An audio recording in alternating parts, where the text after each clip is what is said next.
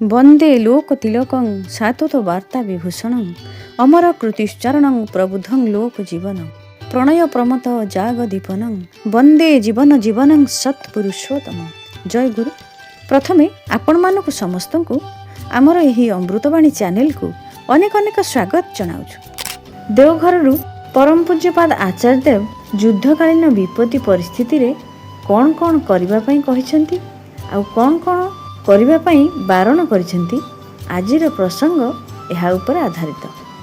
परम पूज्यपाद आचार्य देवंकर कड़ा निर्देश प्रति प्रत्येक सत्संगी मानक पई कौन सतर्कवाणी देले से 16 मे सत्संग ऑफिशियल पेज रु एही निर्देश आसीछि। सुनि नेबा ए विशेष विज्ञप्ति। सत्संग केंद्र मंदिर रे कौन करिया पई निषेध करिसेंती श्री श्री आचार्य देव। एही विज्ञप्तिटा सुनिबा एवं यह परिपालन करबा हेउची आम मानकर इष्टकर्म। आचार्यंक निर्देश मानिबा हेउची इष्ट कार्य। उषाए निशाए मंत्र साधन चलाए फिराए जब यथा समय इष्ट निर्देशे मूर्त कराए तप। यथा समय एही समय जोटा इष्ट निर्देश आसीछि ताहा पालन करिबारे ही आमर मंगल। तेबे शुणंतु, वर्तमान समय रे देश रे अर्थनैतिक बेनियंत्रण परिप्रेक्षी रे समस्त सत्संगी मानकु सतर्क वार्ता जणाई दिया जाउछि कि आमर प्रत्येकर व्यक्तिगत तथा समष्टिगत जीवन यापन रे संयम, सचेतनता और दायित्वबोधर परिचय देबा एकांत प्रयोजनीय होई उठिछि। एही परिस्थिति रे यातायात तथा अन्यान्य नित्य प्रयोजनीय कार्य रे पेट्रोल और डीजेल व्यवहार यथासंभव सुकौशले नियंत्रण रखिबा। रांधणा गैस प्रयोजन माफिक एवं विवेचनार सहित व्यवहार करिबा एवं सर्वत भावे अपचय बंद करिबा पई सचेष्टा करिबा।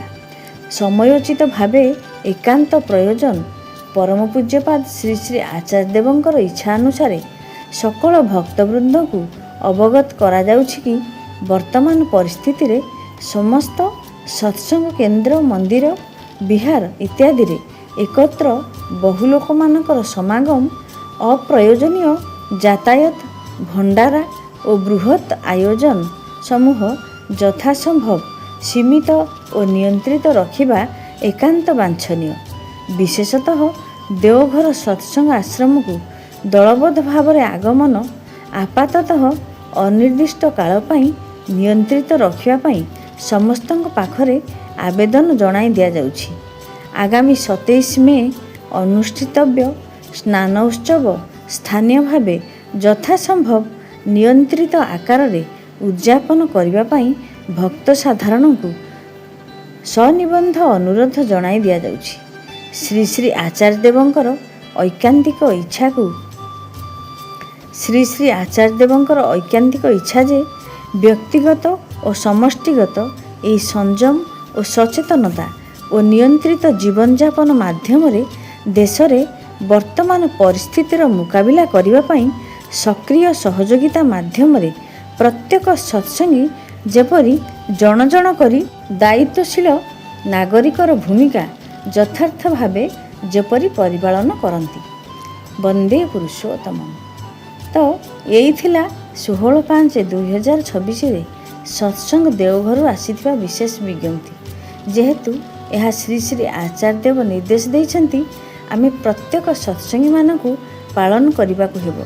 एका साथी रे समवेत भाव रे कुआडे जिबा, अजाचित भाव रे पेट्रोल खर्च करिबा नाही, रांधणा गैस निहाती प्रयोजन माफिकी व्यवहार करिबा, ए सब को विवेचना करी चलिबा पई श्री श्री आचार्य देव कहिले। तेणु श्री श्री आचार्य देवंकर निर्देश को आमे माने मानि चली पारिले सेटा आमर परिवारर देशर समस्तंकर मंगल हेबो ही हेबो। आजिर आलोचनाटी को एठी रखुची। शेषरे समस्तंकर पंच महाविध जीवनर मंगल कामना करी रहुची। जय गुरु।